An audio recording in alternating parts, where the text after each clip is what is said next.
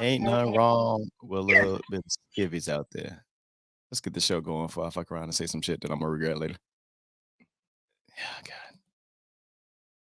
God. You're listening to the Hot Seed Podcast.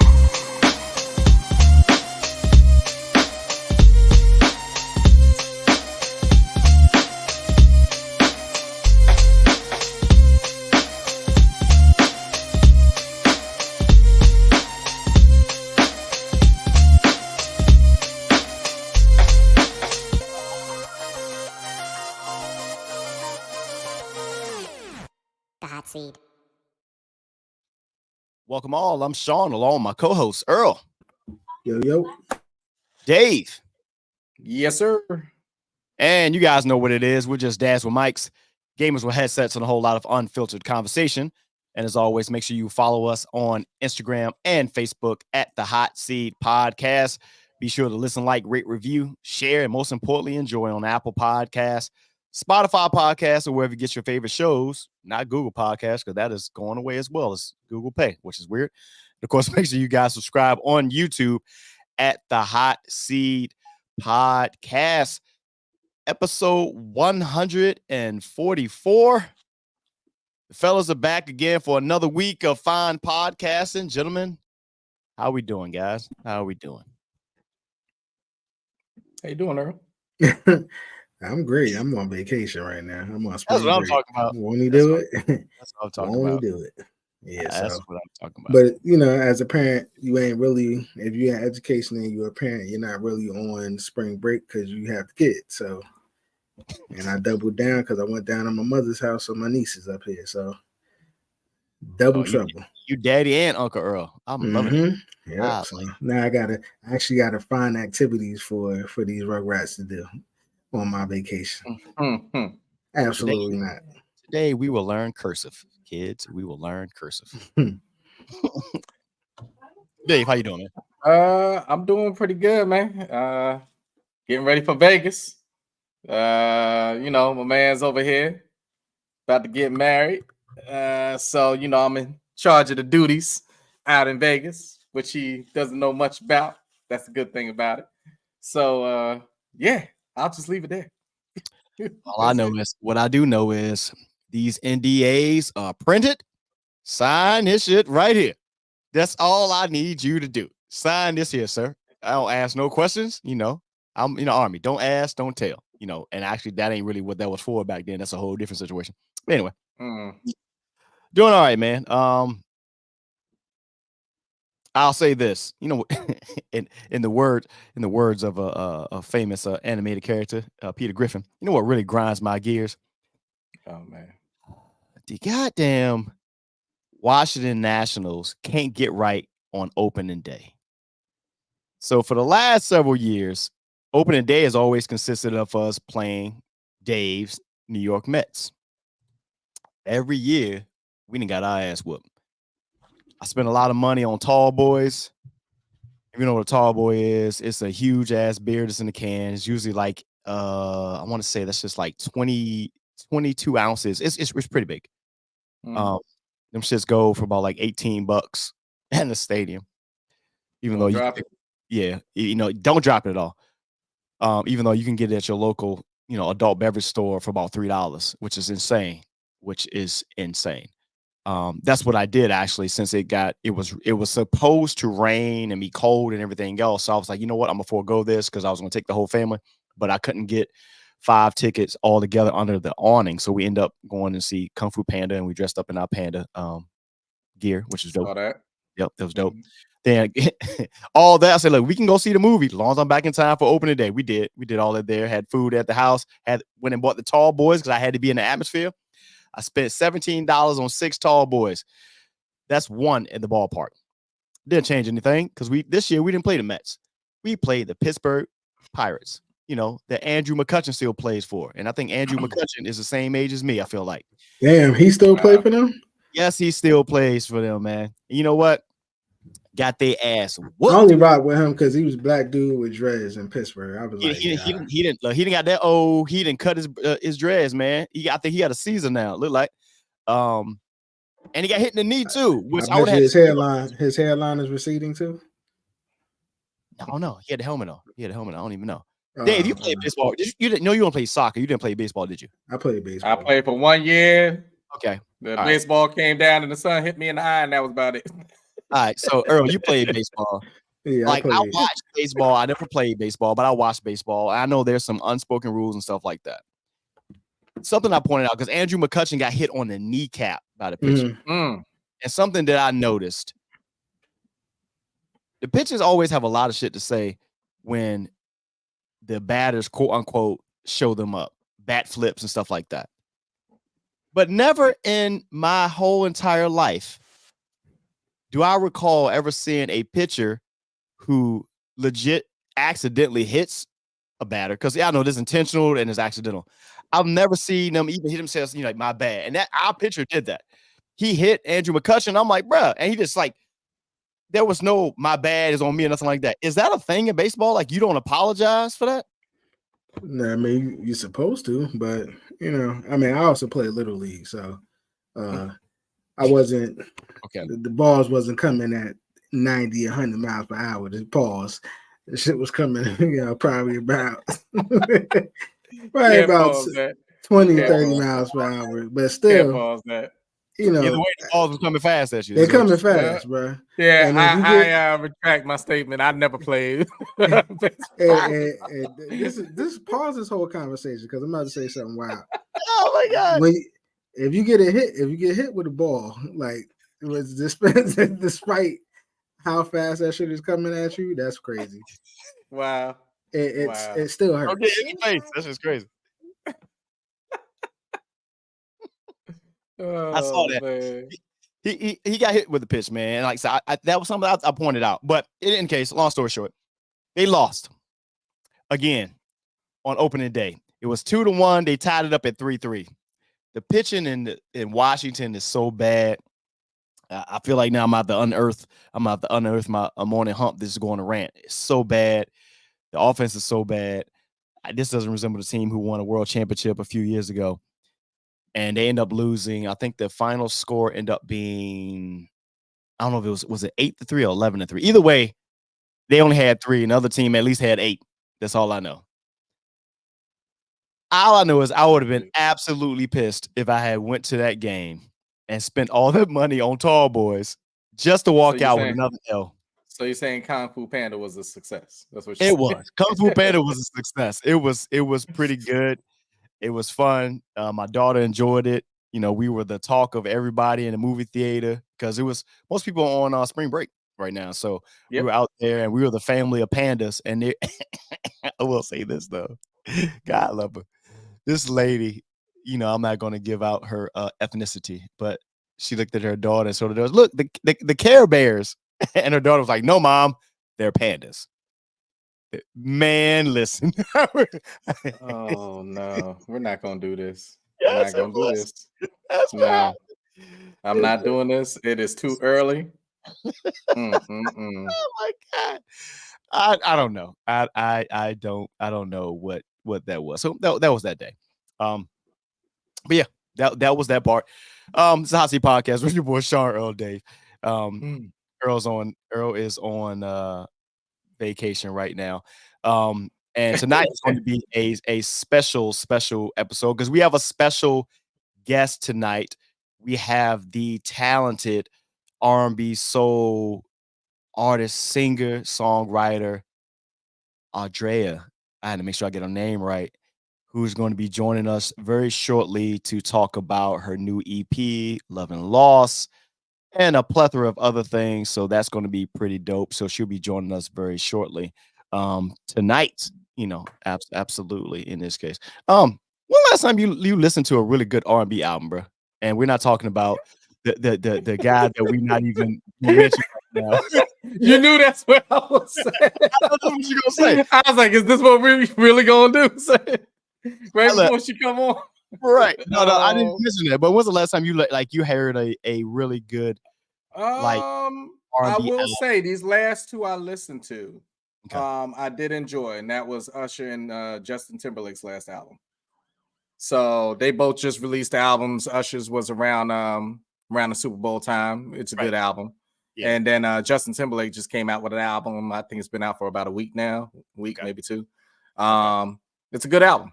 Which I've not listened to. I have not listened to it at all. Oh, okay. Yeah, go check it out. Yeah, it's a good album. He has a particular sound to it. You know, he goes into his phases, whether he's working with Timberland or whatever, whoever it is. Yeah. So yeah, it's a good album. Listen straight through. So I would say the last 2 that I've listened to was Usher and Justin Timberlake. I listened to Beyonce's, but I guess you can't call that R&B anymore. So not that we'll get into that once she gets on. Yeah, I listened to that whole album, all 27 tracks. I listened to the whole thing, front to back. I was like, all right, here we go. And you know, it was a Beyonce album. You know, that's what it was. Well, we'll get more of a breakdown because I know I asked Dave when was the last time he listened to a R&B album that was not by the one guy we would not name at this time. That's where I was going. Of course you were, Dave. Of course you were. Absolutely. I knew exactly what you're talking about. I like the album, but you know, whatever. Yeah, I mean,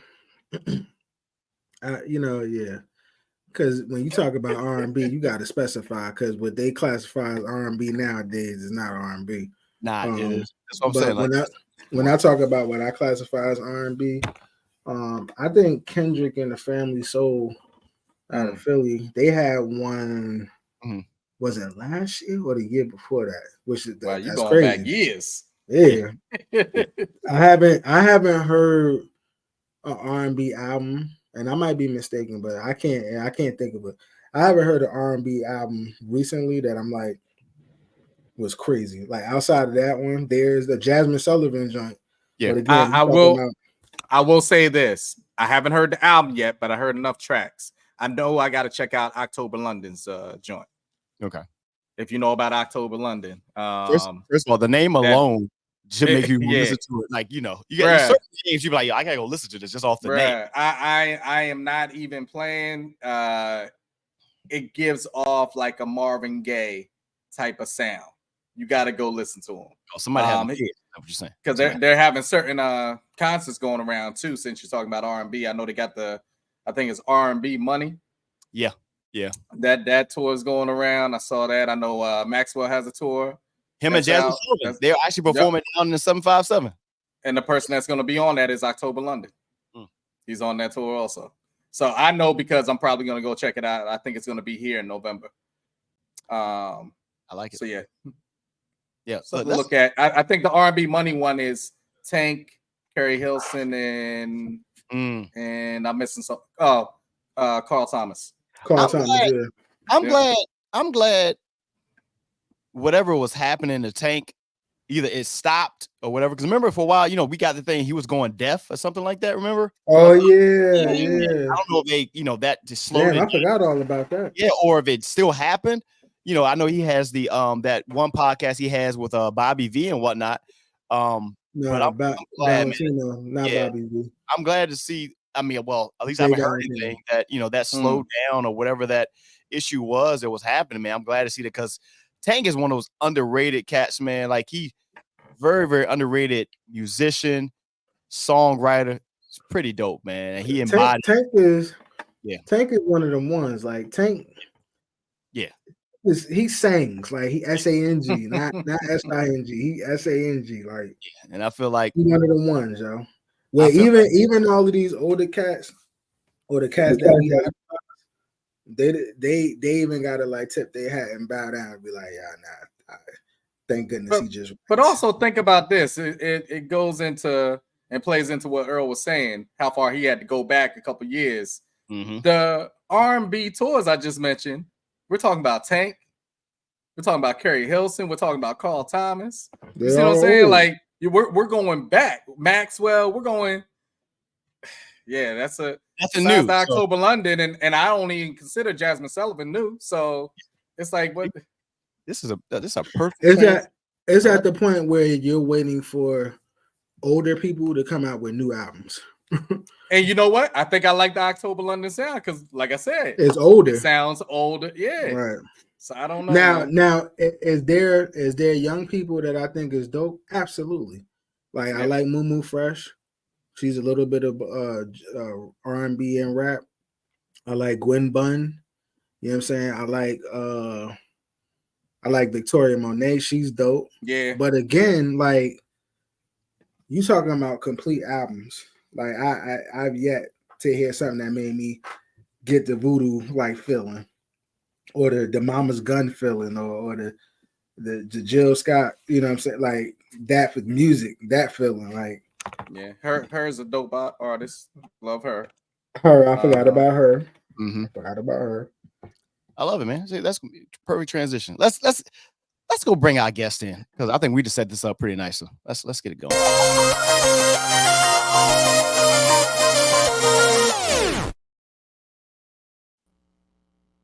It's the Hot Seat Podcast with your boy Sean, Earl, Dave, and let me make sure I get this. Make sure she gets added into that. I see her here, and do I see her added to the thing? I see her in the screen somewhere. Hold on. Technical difficulties. This is weird. Maybe I should do it this way.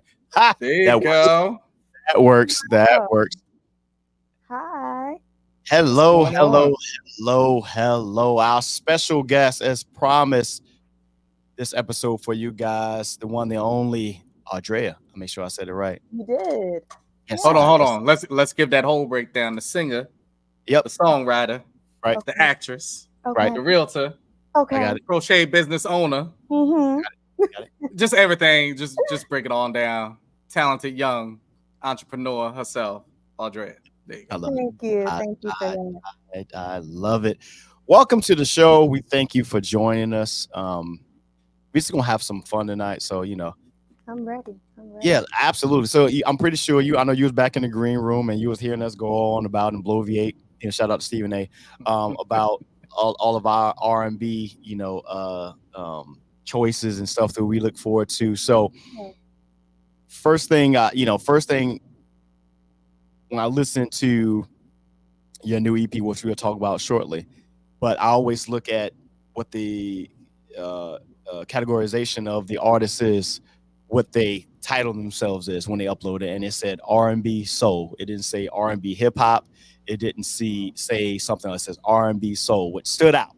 Mm-hmm. So, what makes Audrea R&B Soul? Okay, I like that question. Actually, I've never gotten that before. So for me, when I think of R&B, I think of just feeling, storytelling in a way that makes you feel things.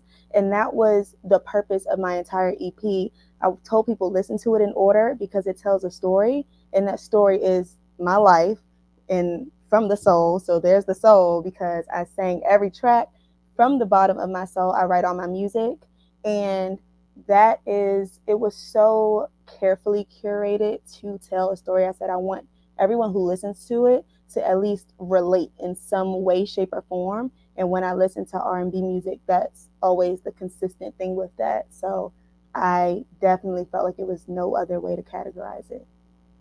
She used the grown up word, which is curate. I love it. I love it. I love the fact that curation is you're carefully taking music and putting it together. Mm-hmm. A lot of times you hear a lot of music today, and you may agree or may not disagree. It's you put together projects, whether it's an EP, whether it's an album. It's just a bunch of songs. Yeah, I hate thrown it. on there. I hate it. I love it. Yeah, I love it. I love In the it. words of Beyonce, nobody makes albums anymore. Nobody like, and that's the thing. I feel like a lot of times, and I'm the type of person, I like, if I listen to a project for the first time, I gotta listen to it in order, because to me, I feel like it's supposed to all be cohesive, and then I just like be a movie. why are all these mixed up in here together? I'm not feeling anything. So Well, you know what? Hold on. Let's stay there though. I like Let's stay in the songwriting real quick, because songwriting is a gift. Just like you're talking about storytelling, and some people really got to travel deep within their soul, especially to write some R&B music. Yeah. What is going on in your world? I just gotta be direct for some of these songs that are on this EP, because I know you outside of this whole podcast, and I'm like, damn, like, do we need to talk? Like, who I gotta go Maybe. see? Maybe I need to see somebody. No, maybe they What need if- to see somebody. Actually, I've been thinking. Hey. So the first track on there, Russian Roulette. Funny story. I wrote that song literally when I tell you 5 minutes after a breakup. I was like, you know what? I'm not about to do this, and I wrote it. And that song was done in like 10 minutes. Every single word in that song was what it was. And it's so crazy because I always say that relationship shouldn't have lasted more than 2 minutes. It lasted 4 years. Don't know how. And so that song was It's the definitely perfect that. title. Perfect title. Thank you. PMF, that one, and I always say like PMF has put me first. And that one I said most of the songs on the project were love songs. And so I wanted a song that could be for everybody, whether you're my friends, my family, a relationship. I need to put myself first, and I cannot cater to all of your feelings right now. I'm going to focus on my own. And then we transition into what's the next song? Was it Selfish? Selfish, yes. Selfish, yeah. That's a funny story. I wrote that song when I was 16. And There's a lot going on. I don't know what was going on when I wrote that song. I'm not gonna lie. But if you look on my Apple Music or my Spotify with all my songs, you'll see that Selfish, it says that the first version, the demo, was put out in 2020. And then I re-released it. It's a whole different beat. It's a whole different everything. That song almost didn't make the cut, period. And I always say that song is my baby because that's the first song that I ever recorded in a studio. And I had a very bad experience when I recorded that song, and I didn't like the way that it sounded, which is why I sat on it for so long. Because in 2016, when I was 16, it was 2017. Child, it was 2017. And I wrote that song, and so then I recorded it, and I sat on it, and I put it out in 2020 as a demo because I said maybe I'll come back to it. Then Giveon bought the rights to the beat that I used, and so I couldn't use the beat no more. And so I was like, well, what am I gonna do now? And so when I was trying to figure out the last track for the project, none of the songs that I had fit. And my dad kept saying, what about Selfish? What about Selfish? I was like, Selfish is gone. I cannot use her no more. And then he was like, just try to find another beat. And so I said, you know what? I'm going to go on YouTube and I'm going to type in Giveon type beat since he likes my beats so much. Let me put in that kind of beat, that kind of style. And then that's when I found that beat. And it was just perfect. And I feel like it kind of fits me now too. Even though I wrote that song so long ago, I just feel like that song is timeless for me. I don't know if it's because it holds a special place in my heart or what, but I love that. You might be getting something else out of it because you're older too. That's true too. I'll say this though: whoever the beat makers, producers of that song, when it first starts, and I've listened to it multiple times now, it started like one of my favorite R&B songs. Really? What's that? D'Angelo, Untitled. So it started, I was like, I know you effing lying. What are we about to do right here? And then I was like, and then it started. I'm like, I perked up when I heard it. So it fits. So I don't know what beat you had prior to that, but listening to that, things happen for a reason. That's been my motto for this entire project. Things happen for a reason. This project was supposed to be called The Rebirth, and it was supposed to be out months before it was. But things kept happening. I had got sick. I lost my voice for 2 months because of issues, and I didn't have the songs done. And it was just timing just was in my favor. I feel like everything was how it was supposed to be. Yeah, I will say first and foremost, PMF and Selfish, that's my shit. Thank you. When I heard Selfish, I did get a D'Angelo feel Untitled, but I really got what's her name? Mooney Long. What's her Hours? Oh yeah. I said, it gives me that type of feel. Yeah, and definitely you could tell, like, you had a story to tell. I don't know what it is, but it's funny because I'm a music head. I'm a fake musician, but I can't play nothing. but I listen to music differently. I listen to it like a musician would listen to it. So when I'm listening to it, like usually when I hear like R&B songs, the first thing that gravitates me is the melody. Mm-hmm. Then I don't really hear the words. I listen to the voice. I'm like, I can see if this is a studio singer, or I can see if this is like a open mic or a church type singer. You know what I'm saying? So Mm. um, those are the things that caught me, and I was like, yo, this is dope. So Thank I do want to give you. you props. Yo, that's I and whoever produced that was that's A1. appreciate that. I really So do. even staying there, who are your influences, like your musical influences? I would say early on, I listened to a lot of Jasmine Sullivan, and Mm. I love. I don't. Who said that she wasn't a new artist? Was that you, Dave? Oh, I yeah. mean, technically, she not. She, I Yeah. love that because I remember when Pick Up Your Feelings or whatever was on the radio and it was getting a lot of radio play. I heard somebody on A the while radio back. say debut artist. I said, nah, Yeah. what are you talking about? nah. Because I was busting windows out the car when I was like 8 or 10. And so I'm so confused. And And busting windows out the car fits with your album. Fair enough. Fair enough. there we go. I'm consistent, you know? And so definitely Jasmine Sullivan. I've been getting into Victoria Monet before Dope. reasons because as a newer artist trying to find my rhythm, I love her story. She's been in the game for so long in the background, and it's kind of just like a testament to just sticking true to what you do, and timing is going to be what it is. So it definitely helps inspire me, but just also as a performer, for her to be an R&B artist and she has some slower songs, because I will say I'm a victim.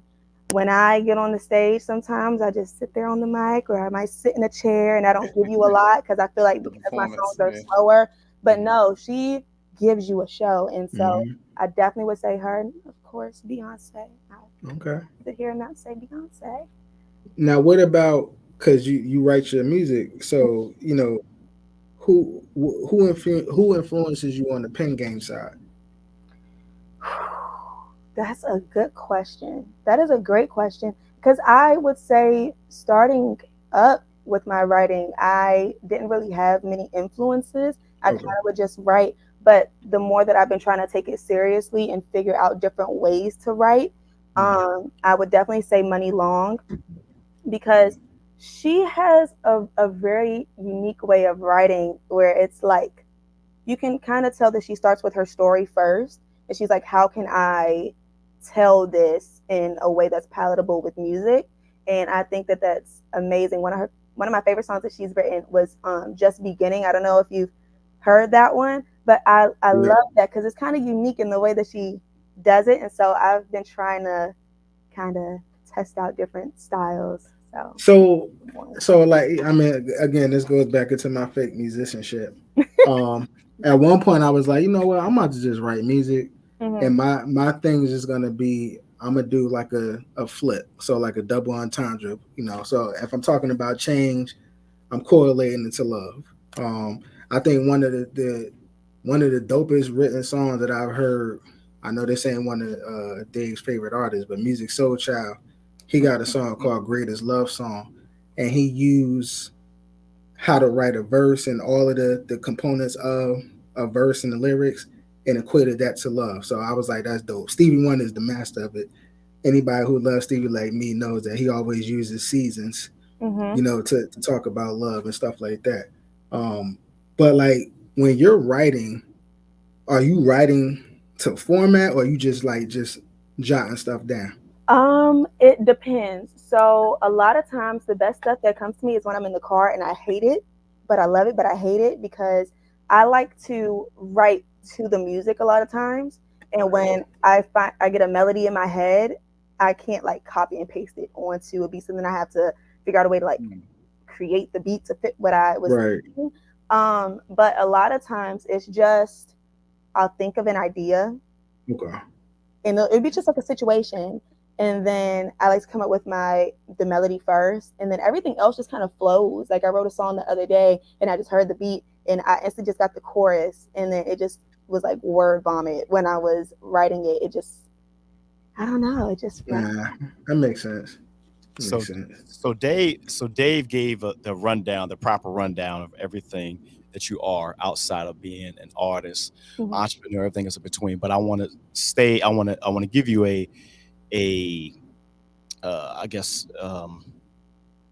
one of those these artistic proverbs, and I want to know what it means to you. Okay. So, and this is from an artist to an artist. Okay. Um, Typically, when you choose to be an artist, okay, your life looks different to everybody else. Mhm. Okay. And typically that's hard because you're living your thought process and everything is kind of up here where everybody else is kind of like right here. Mhm. But at the same time, it really is a beautiful reality itself. How do you balance the artistic cloud nine and the everyday 9 to 5, if that makes sense? Mhm. I think that for me it's something that I'm still figuring out, but I think what's helping the process is the people around you and the support system that you have around you, because everybody else equally believes in what I want to do. So it makes it easier when Gotcha. I need to do the things that I need to do, because I feel like if people don't get it, and especially with music, there's not a lot of money in it early on. And Right. so with that, I it may look crazy. Like you could be going and getting a job and doing the things that you want to do, but instead you're spending money on going to the studio. And to a lot of people, that might not make sense, because why would you sacrifice that for this, and it might not go anywhere? But having people that believe in it, they're gonna say, "Yeah, go ahead and do that." My first studio session that I had, all my friends pitched in and gave me the money back. And it's little Wow. things like that that's just like, it helps you. It makes it a little easier, because there Right. are times where I'm like, am I wasting my time? But you don't have room for that if you really want it. And so just having a good support system has been the best thing for me, because it is hard. And I think I already have the answer to this question, but I just want you to expand on it a little bit more just from you talking. Okay. Uh, through songwriting, like I said earlier, there's an art to that. Certain place that you got to go where other people just can't go on a mental level. Um, what are some of the stresses that you think you get as far as when you write something and then maybe, because a lot of us do it, you write something and then you're like, that's for me. I'm not going to put that out there. That's number one. And number two, is it serving as therapy for you? It definitely is. Russian roulette is a great example of that, because when I wrote Russian roulette, I sat on it. It sat in my notes app for like 2 years. When I wrote it, it helped me get over that situation, and I was able to kind of just like verbalize it, put it into words. I recorded myself singing it, and then I would just listen to it. Sometimes I had my grandmother listen to it, and just me singing it in the house, and she loved it. And then it was a point where I had sung it for my friend. Just I don't even know how we got on the topic of it, but I had no intentions of recording this song. Um, and when I let her hear it, she said, "You've had that sitting in your notes app?" And I'm like, "Yeah, like it's just my song." And then she pushed me to record it, but there's so many songs that I just have that I might record them one day, I might not. But with writing your real life, it's definitely therapy, because for me, music is therapy when it's other people. If I'm feeling sad, I listen to other people's music. So for me to write it out in music, it's a way for me to, get my feelings out on the page. And I don't So, know. Some things so do will. you think you like songwriting more than actually singing? Um. Yes and no. Yes and no. It depends, because there are some songs that I write that are just for fun, and I'll say, you know, that could be for somebody else. And so I have had the idea of like writing for other people, because I do enjoy it. And it doesn't take me long to write music, and I think that that in itself is a gift. And I'm like, okay, maybe I could do something with this. But what I don't want to happen is somebody like Victoria Monet, who they realize, oh, you're good at writing, so we're gonna keep your talent back here and we're just going to have you right. So that's kind of where it goes for me. So I think for right now, I enjoy the balance of both, but I definitely could see myself writing more in the future. And I'm glad you said the thing about Victoria Monet, because that's the other thing about artists wise. A lot of people may consider them new, but they've been in the game for 10, 15, 20 years. Mhm. Right. Whether it's songwriting, whether it's being a background singer, whatever it is, they've probably been doing it for a long time. Yeah. And now they just, walked through that one door and got that opportunity and got that shot. Mhm. I know plenty of people that way. But yeah, it's a grind. It's It is. it's not, hey, I sing a song, I cut a demo, and boom, I'm on. Mhm. It normally does not go like that. It's not American Idol And lifestyle. So it's very discouraging sometimes in the world that we live in, where you can post something on TikTok and it blows up, and people don't have artist development. People don't have things. Some people aren't even that talented, and they're on the big stages. And when you are putting in work and you're not reaping certain benefits that you feel like you should be, it's like, dang, like y'all not mess with my music. and you took the words out of my mouth, because I tell like people all the time, oh, you want to go see them in concert? No. No. I'll listen to the album, but So I don't need to see everything, them in the concert. 15-second song bite that's going viral on TikTok, and I've noticed that with a lot of TikTok artists, they will, like, a song will go viral for like the 15-second dance that you do, and then you see them in concert, and everyone's silent during the whole song until that one part comes up, and then everybody knows all the words, and then they're quiet again. And I'd rather do it the other way, where you actually grow a fan base, and because I probably will walk off stage and cry a little bit, because that's just like, it takes out the work that you put in. I'll put it that way. Appreciate it more. So Yeah. I listened to a song because doing some digging. So everyone starts somewhere. Mm-hmm. And I listened to a track that you were featured on by an artist back from 2019. From 2019. I'm not gonna throw out names, stuff like that. Okay. But your face let me know you know what I'm talking about. And it was obviously you were the hook. The hook was great. I thought it was a waste of a good hook, me personally. I'm trying to stay. I'm trying to stay centered, Dave. Dave know where I can go. But knowing this song itself, how hard is it? Because we were talking about this new landscape of music now. Because your R&B soul is in the same vein of all of the artists that we were talking about before. It doesn't line up, even with some of the newer R&B-ish artists out there. They still toe that line so far that it kind of dives into the hip hop side of it, and it's not true R&B soul. It's not. So that is the one that gets the most pub, the most marketing and stuff like that. Like you have to do a crossover or a collaboration with some rap or hip hop artist to get your thing to pop. Mm-hmm. How hard is it as of now? 'Cause I know you just did your EP. How hard is it to stay true to yourself and stay in that lane, knowing that? Because I'm pretty sure, just like the song I used before, people was like, "Hey, you should come do a hook or this, do something." How hard is it? You just do you, be the songwriter, you, and not the I'm gonna do the feature on the next XYZ hip hop song. I feel like, almost like how I said earlier with fan base, I feel like creating a fan base is important. And I would never want to put myself in a position to where I am getting the attention of people who don't like what I make authentically. And I feel like the music that I make now, like I said, written by me, it's coming from what I go through. I don't want to like tarnish that in a way. And in the area that I live in the DMV, it's like everyone's a rapper, and it's hard to find R&B artists to collaborate with.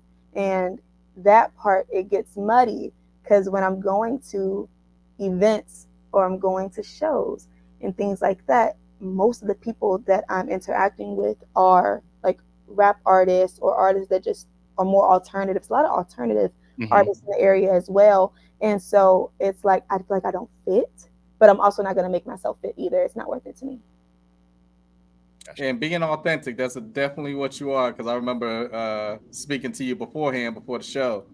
And I had told you I found a page where guys, there's like almost like 40,000 people following it. So I'm talking to her and I was like, oh, well, wait a minute, which page is this? Because there was a good 6-7 pages. And I said, are you using this page? And she said, no, I'm not using that page. I said, well, damn, you got 40,000 followers. Thinking that they follow you right now. I don't know if you want to tell the story on that, but Yeah, so I used to have locks. And so when I would be posting my locks and things like that, everyone started following my page and it became like a whole thing. And I got a bunch of followers and then I got rid of my locks. And they stopped messing with me. Like it was my birthday. Like one of my most popular pictures on there has like 23,000 likes of my locks or whatever. I post my birthday. It was like 500 likes. And I was like, y'all really don't like me for real. Y'all like my hair. So I was like, I'm not doing this no more. And so I created my music page and I was like, if y'all want to follow me on here, y'all can. Only like 400 of them did, but that's okay. she did the NDRE. I am not my hair joint. No, y'all don't like me for real. What is your ideal collaboration? Like a person, if you had the opportunity to be in a studio session with that person to create something from the ground up, who would be the person you would select to do it? It could be a producer, it could be a songwriter. Who would that be for you? Okay, so since you just said producer, when I seen y'all know that song by Money Long that just went being nobody knows me, like that one right there. I seen her studio session with Jermaine Dupri and Timbaland. The minds that were all working together in that room, that is like my ideal studio session. And because I sometimes like I'll hear things, but then nobody else hears it, and then I have to like try to figure it out. But something like that, I would definitely say Timbaland for sure. As far as the R&B music goes, I feel like he has an ear that a lot of people don't give him credit for. You don't really hear his name in a lot of conversations when it comes to like producers and people behind the scenes. As far as an artist that I would love to work with, I'm gonna say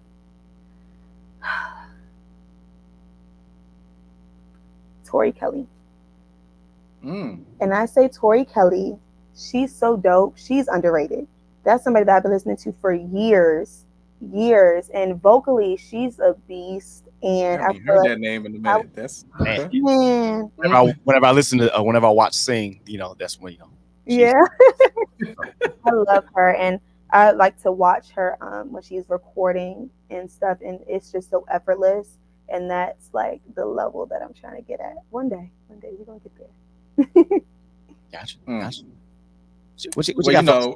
if we stay in just the artistry thing in general, because like we say, art is a certain form. We're gonna switch the artistry over to the acting side of things. Yeah. I know you're out there doing a couple of things. You want to tell us about that? Yeah. So, first things first, I have a feature film that is going to be out in theaters at the end of the year.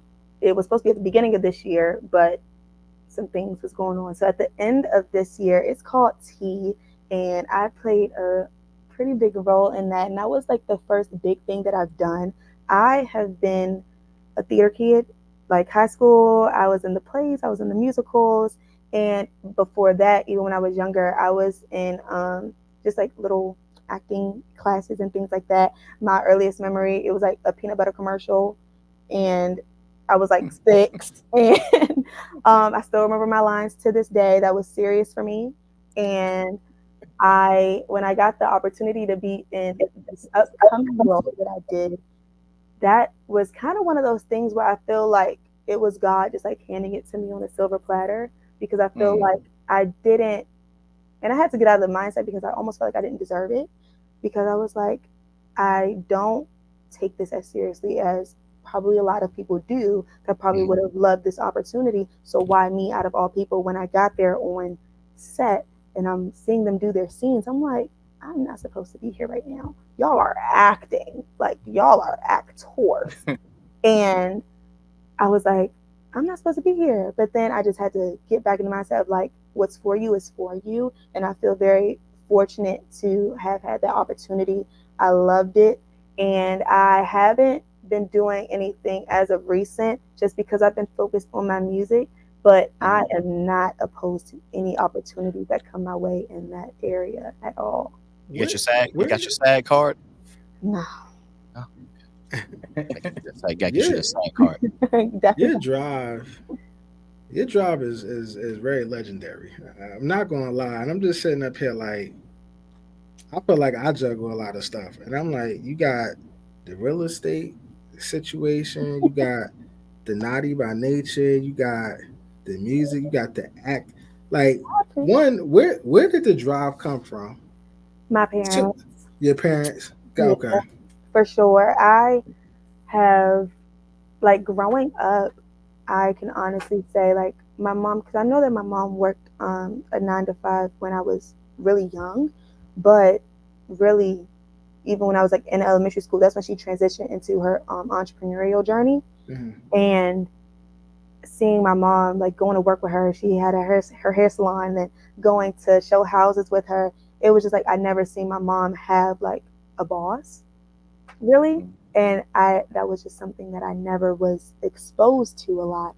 And so it just seemed natural for me. Like when I was younger, I was like selling earrings in elementary school, and then I had like different, I've always been doing something. Mhm. And just the freedom of being able to be creative. 'Cause I'm a very creative person. I don't know if y'all believe in like zodiac signs and stuff, but I'm an Aquarius, and we're supposed to be very creative people. And I feel like, that's me. I don't know. And so I am a very creative and hands-on person. I like to create. I like to do things, and so that's been everything I've had. Um, I make clothes. I sew. I have had those kind of businesses as well. I had a head wrap business. Like I just love to like have an idea and then like do it. It's so cool because it's like Did, that was in my did head. do you believe that your drive can be taught, or do you feel like that's solely genetic?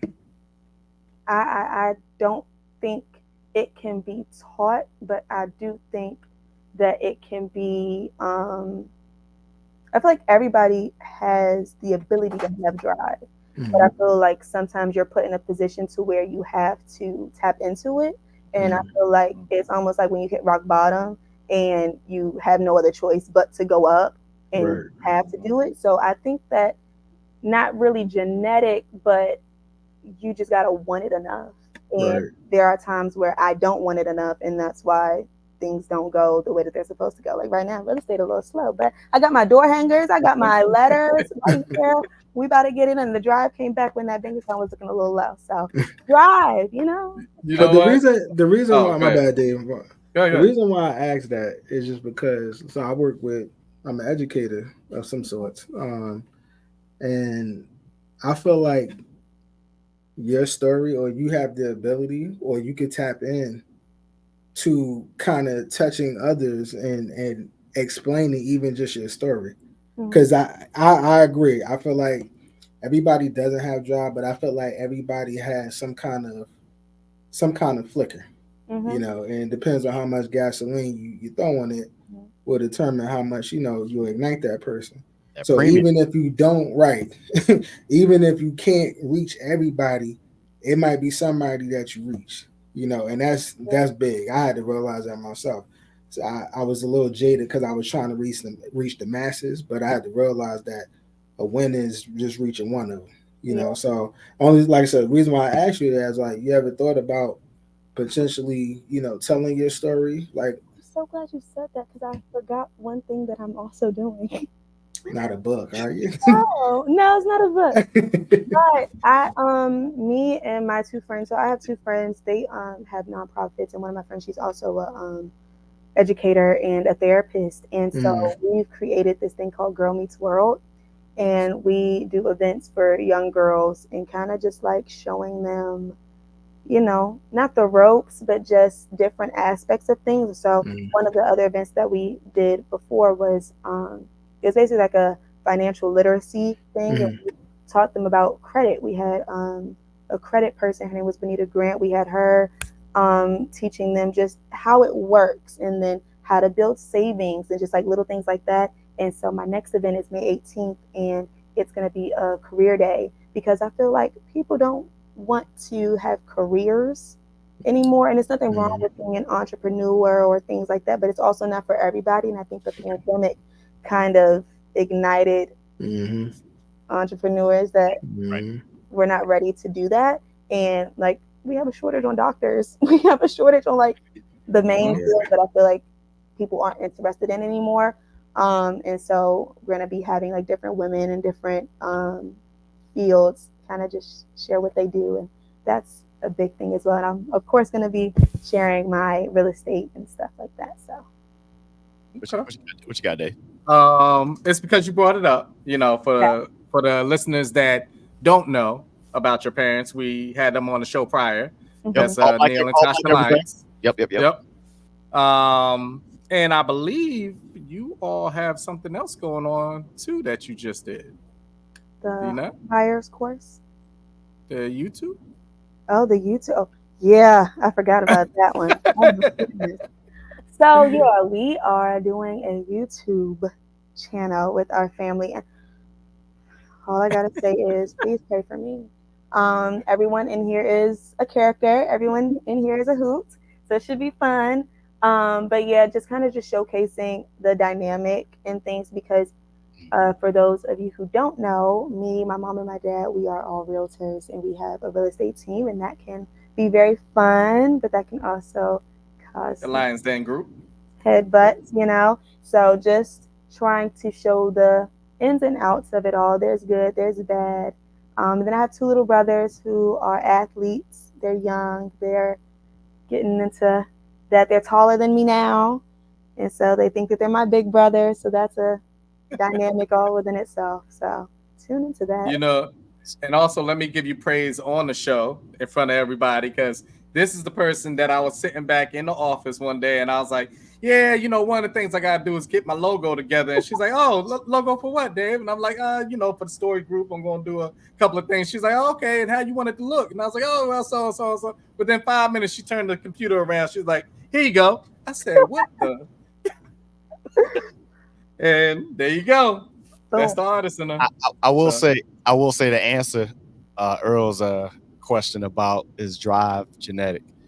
And I hope your dad don't kill me for this. Drive is definitely genetic because your father was so driven when we got on the golf course that one day. He was You my went there? guy. You went? My guy. That's my guy right there. He was driven that whole day. And he got better and better throughout the day. I love it. Did He's gonna get back on there with us. Yeah, I know he is. I know he is. he got Um, better? that day he did, I guess. Okay. We're gonna figure out he got better. I mean, he didn't show up He'll with be back out there with us. Lucas and Shade. Shout out to my folks. Hold on, before we move all the way off, because I know we Yeah. touched on it real quick. Yeah. Touch on the crochet business. Yeah, so Naughty by Nature, that is my crochet line. And How'd you come up with that name? because honestly, I would love to say no. I would love to have a whole story actually, but I don't. I just made it up. and then tied to a certain group at all. No, And my then, dad thought that it did though, but I didn't know who. yeah, we would. Yeah, I was like, oh, that's so cool. I have a theme song. Got Jersey in you. That's cool. I said, Cool. okay. Look at what she did, and now she get on here and kill the whole love vibe. for it to be that cool. I'm so sorry. Oh man. But I yeah, tell you, I wanted something that would tie because I thought it would be so cool to do like knots. Oh no, it's dope. Where'd you get the love for that? Did that come from somebody in the family? Or? Yeah, my grandmother, she taught me how to knit and crochet when I was 8 years old, and so it was just something I had in my back pocket. I didn't really like do much with it, You and don't hear too many people say it, so that's why I was like, oh wow. yeah, and so I started doing that, and then I remember I made something one day, and then a bunch of people, like I was in the mall, and a bunch of people was like, "Oh my God, that is so cute! Like, can you make me one?" I was like, I sure can." And so then I made my business, and since then, like I've been having orders from people all over, and it's become like a whole thing. I was like, that's so cool, and I love it because it's something I do in my downtime, so I never feel like I'm working when I'm doing it. Because when I'm not doing anything, I'm usually crocheting anyway. So making stuff for other people, making money from it, why not? So that's all that, and she had no idea She know nothing about OPP. Boy, I tell you.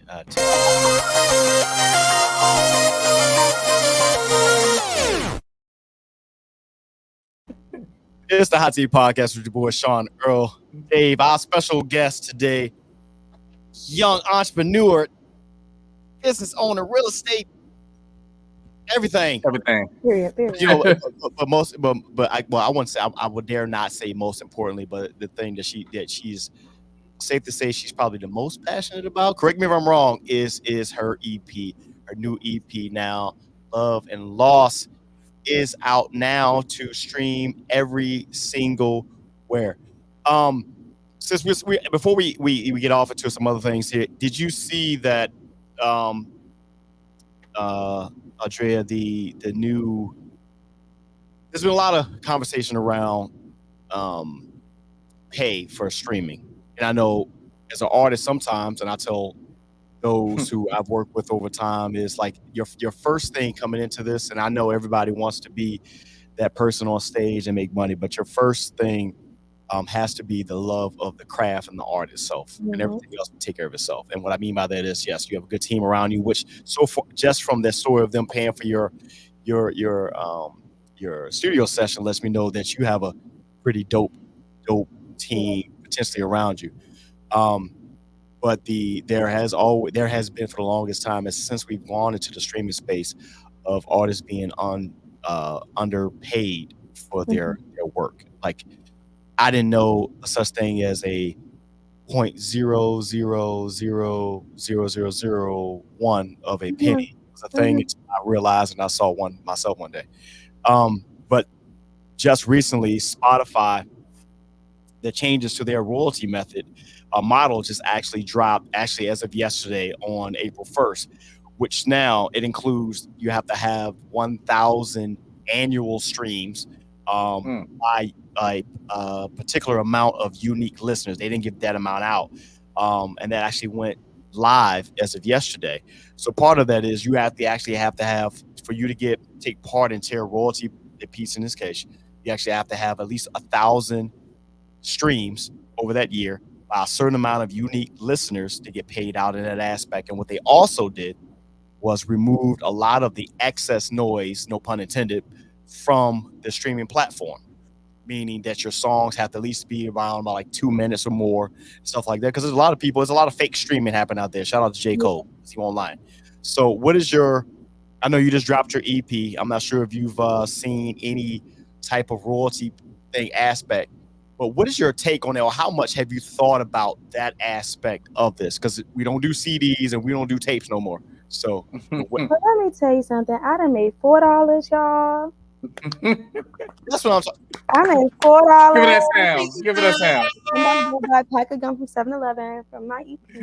But no, it definitely is crazy. When I seen, it's like, I think Apple, it's like you make 4 cents per 100 or 1,000 streams, and so it's like impossible. And I didn't know that Spotify was doing that, and my Spotify has the lowest number, so I need to go sell some houses. Now, here's the thing, for everyone who's watching or listening, for all you new upcoming artists out there, she said $4. Now, you don't have to tell the number, but that $4, she actually had to have a few streams to get to $4.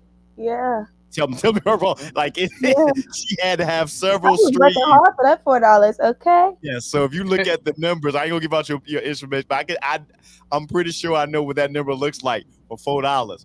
You can't even get that at premium gas, Dave. You can't even get that 1 gallon we were talking about a couple of episodes ago. Nope. Man, so I just wanted to point that out. So I'll say as a parting, as we continue on to the episode, just a parting word of wisdom to you. Continue writing as you do, put the artwork first, the love and passion to it first. Stay business minded, which we all know you will be, and then all that other stuff to take care of itself. Anybody who's trying to start off think you're gonna make money off the jump, bro, this ain't it for you anymore. But that's why you gotta love it. Absolutely. I look at that $4 and I smile. Yeah. Look, I got a $27 royalty check a few years ago, and I was like, I forgot what this was for. It was great. It was so weird. Yeah, I think I got like a donut and coffee that day.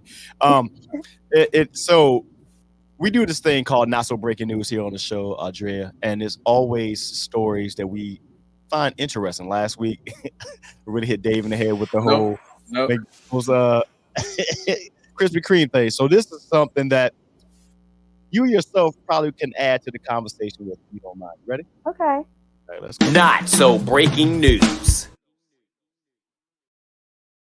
All right, so we all like fashionable. I think, Audrea, you're probably pretty fashionable, I would say. I think everybody on this panel is pretty fashionable in their own right. Are we so fashionable that we're willing to spend almost $5,000 on a roll of duct tape? Absolutely not. All right, so if you guys haven't seen already, so Balenciaga, they got a bracelet that they dropped that looks literally like a roll of tape, and I'm not bullshitting you at all. It looks like a roll of tape. So high-end fashion brands have a reputation for coming up with the most unique ideas for their products. This time, luxury fashion brand Balenciaga, which is often in the news for its quirky products, launched a bracelet that looks exactly like tape. The product looks like a regular old clear tape. However, it is branded with the Balenciaga logo and adhesive. The clear package tape-inspired bracelet was launched on Paris Fashion Week, fall winter 2024. The buzz, right? Put a lot of people up in arms. $4,400 for this. My apologies for this Balenciaga Scotch tape roll bracelet. If you got $4,400 to spend on a bracelet like a roller tape, then you need to invest your money into better things. You need to buy the album. Yeah, exactly. That's 4,400 copies. Yes. Lost EP. Right. That's a couple items from Naughty by Nature. See. That's I should have had that. From me. Listen. Yeah. What y'all got, fellas? What y'all The crazy thing is, while we sit up here and we laugh about it, you know how much that's gonna sell? Right. How ridiculous that item is, but even more ridiculous that it is gonna sell because of that name that's on it. And that's how we're driven. That's how people are driven. Can we talk about it? Balenciaga has ugly stuff, and they're so expensive. But because it's Balenciaga, listen. I sit back. I'll be watching some my Balenciaga partnership later on down the line. I'll be watching some fashion shows, and I'm like, yeah, okay, like I don't know what's going on here. Nothing's going on. There's a lot of people waiting. There's a lot of people waiting on their $20 Yeezy stuff to this day. Yeah. Earl, what you got, bro? I feel like the everything. I feel like you just want to say something about. I went to Home Depot today to get a water filter, and I walked down the aisle. They actually had Scotch tape, and it made me think about this. And I had to make sure. You should have wrote it on there. $4,400, bro. You should have wrote it on there. Wait, not the actual special someone. That's the actual thing, bro. Yes. Okay. You asked the question that I was thinking this whole time. That's been sitting right there. Okay. I just thought that was the tape, but so that's the actual Balenciaga. Actual bracelet, man. That's the actual bracelet, bro. Yeah. Yeah. See, I don't understand. I don't understand. Like we're so jaded. Is it tape? Is it multi-purpose? Like, can you use it as tape, or does it just look like tape? Who's touching that tape? That's all I know. I'm just it's breaking that piece of tape off. If you don't maybe pay $4,400 for a bracelet that look like tape, the least you can do is let you it. ain't touching my tape. Listen, you better go get that scotch over there. Right. You ain't getting this Balenciaga. Hey, babe, hey, where's the tape at? I need to put. I need to, tape this box up. Oh, grab that one right there. This one, yeah. They don't specify which this one is. You imagine the anger that would be in my. Did you just tape up the box with what? Hold on, Earl. Here's the inside joke. I mean, there is some things that we put out money for that we don't.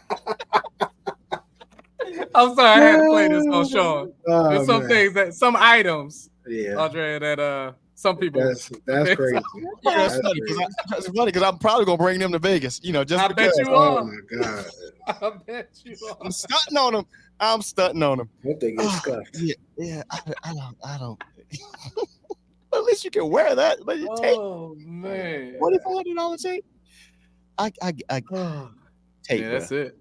That's I have a music question. So I kind of like to throw this scenario. I've asked a couple of guests this. I won't. It's a 3-part question, but I only give you 1 part.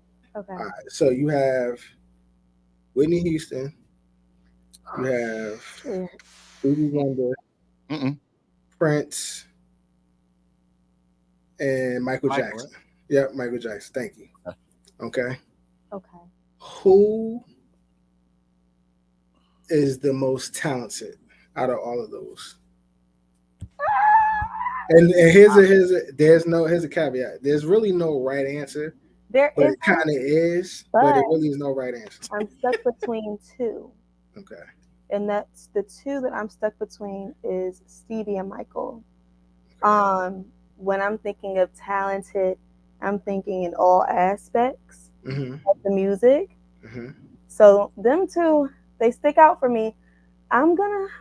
Let's see, they got Stevie blind.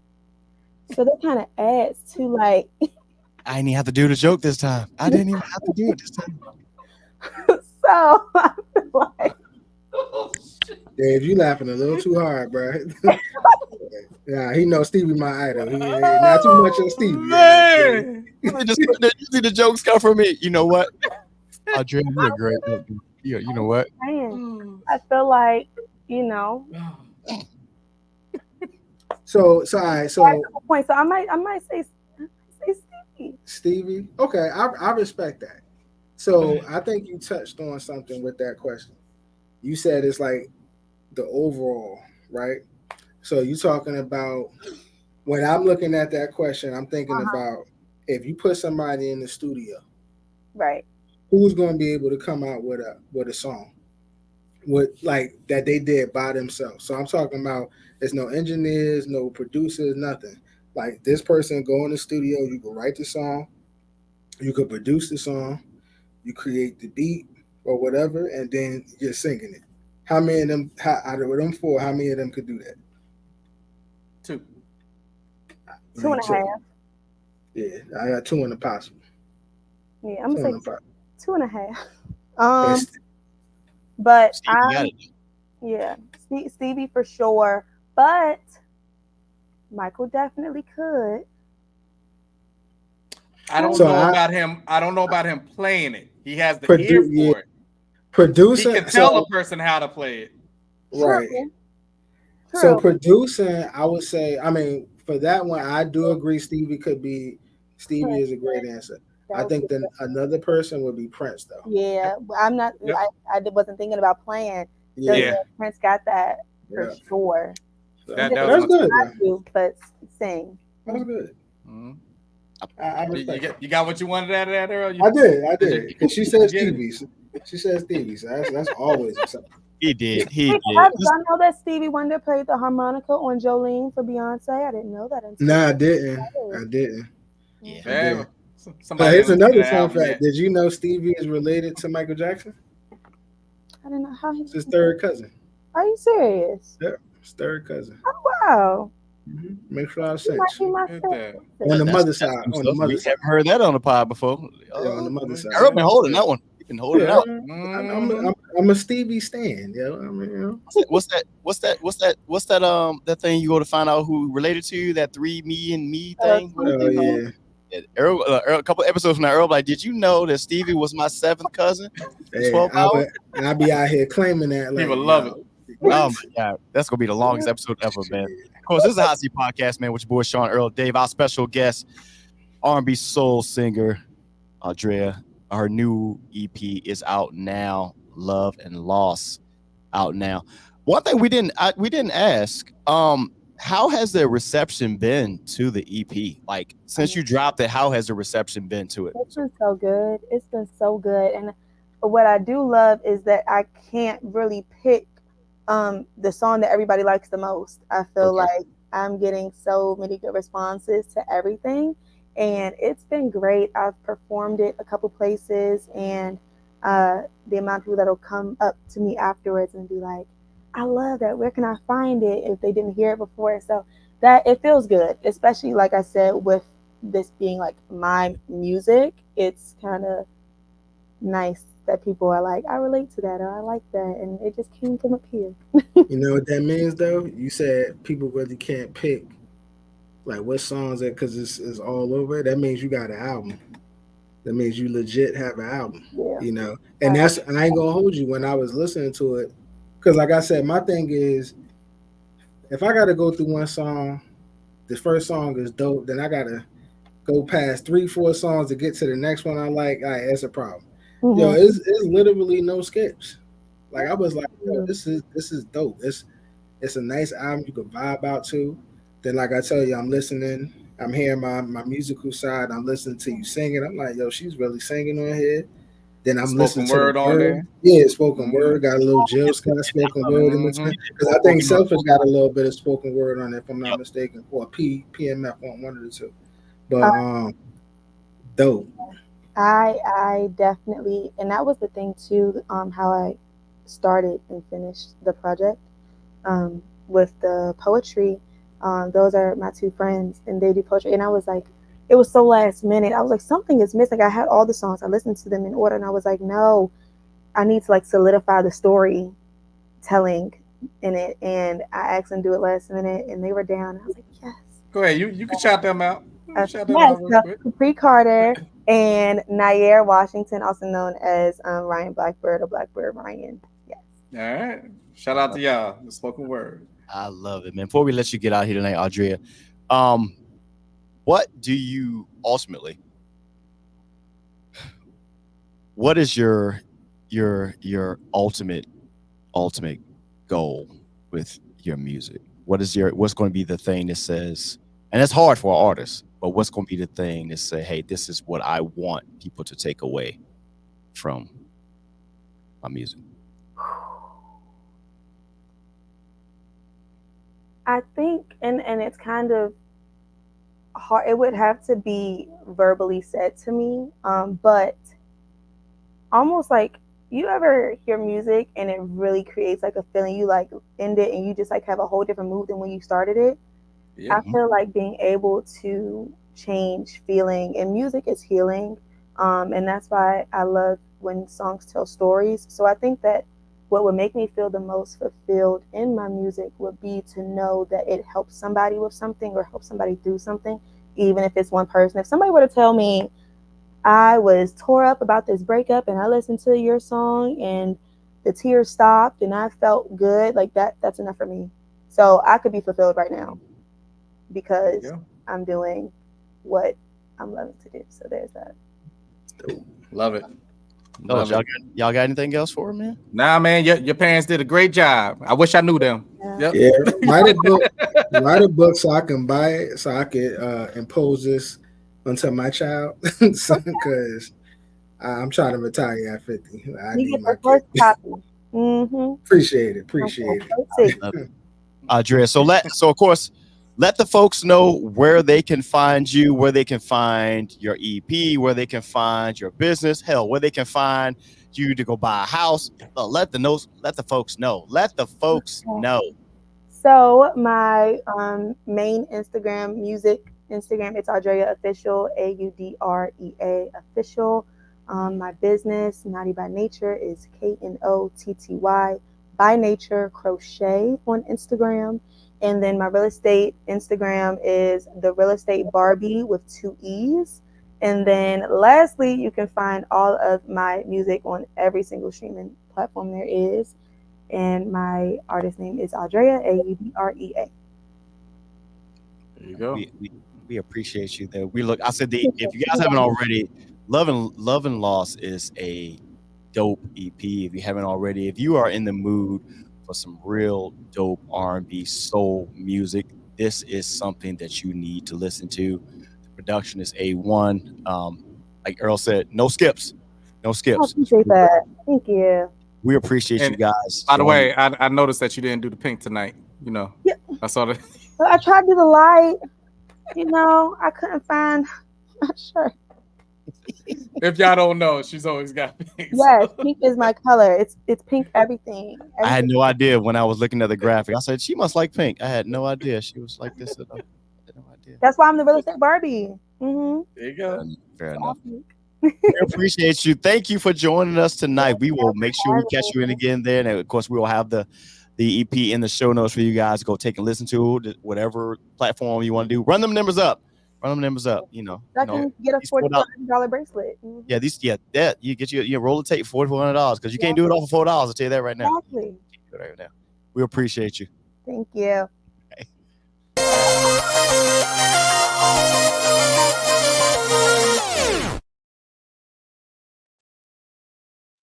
It's the Hot Seat Podcast with your boy Sean, Earl, Dave, episode 144. Before we get up out of here, man, we want to appreciate our special guest tonight, Audrea, for joining us. Gentlemen, of course, this podcast won't be what it is if we hadn't taken our podcast, run it back, our Xbox Live conversation over from that platform, bring it over to the podcast space. No real in-depth real estate corner or video game. Damn, I'm all off. Video game corner tonight. There we go. Well, I will let you guys know that, for all of us who got Game Pass, Earl, I'm not even sure if you ever got Game Pass. Microsoft, y'all slipping. Get my man right.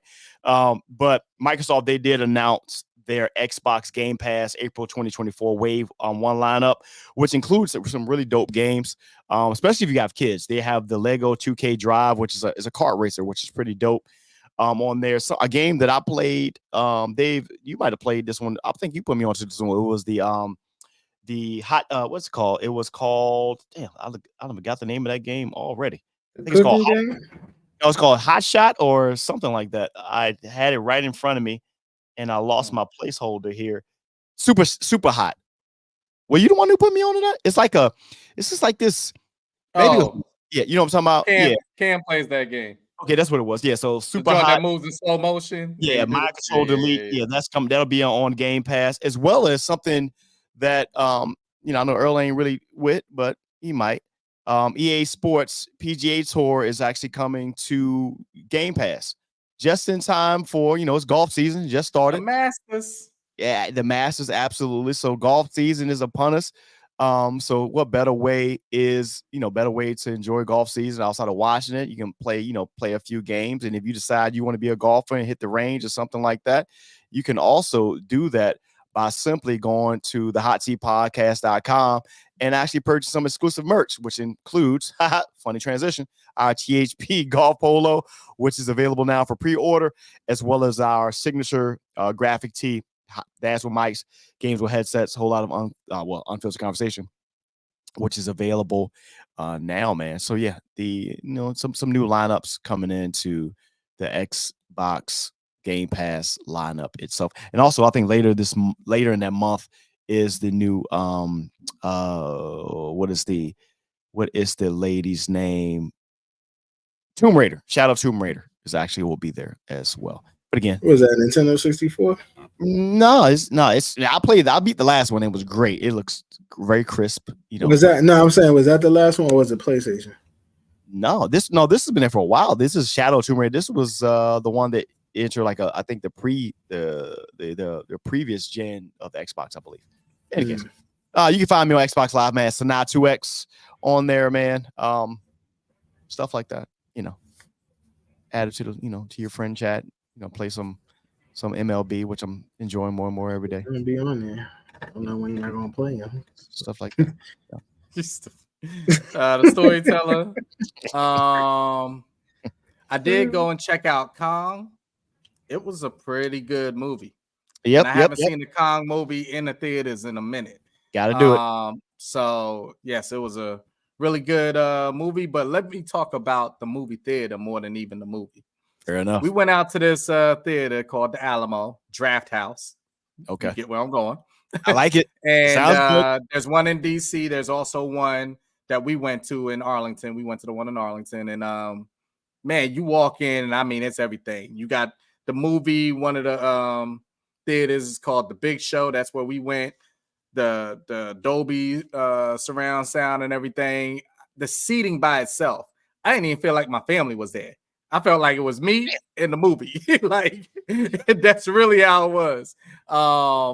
And then having the draft house right there, which is the bar within there. Yeah, they came over. What was I'm trying to remember what I had. I think it was a raspberry sour ale. Yeah. So when you can put all these, oh yeah, and I'm sorry, I'm not even gonna put them out there, but yeah, all my Marvel stuff, I will be going out to Arlington now. There you go. But yeah, that was off the chain. I know probably next show we'll listen to the Beyonce album, listen to the Usher album, listen to the Justin Timberlake album. Let's do kind of a breakdown of some of the newer releases. Yep. But pray for us out in Vegas, y'all. Pray for us out in Vegas. Yeah. Earl, what you got, man? I'll just say Havoc 973. That's it. That's all they got. You only play one game. To say. You only I play one. play two. I'm gonna be playing after that. We actually get on there and play 2 games. The thing that's consistent is we get on. You say you're on, we never see you on. But I respect it though. It's okay. I'm everywhere, but never nowhere at all times. I don't even know what that means. It's a hot seat, man. Take that. No, we not taking nothing. No Diddy. Let's get out of here. I don't even like it. I don't like it.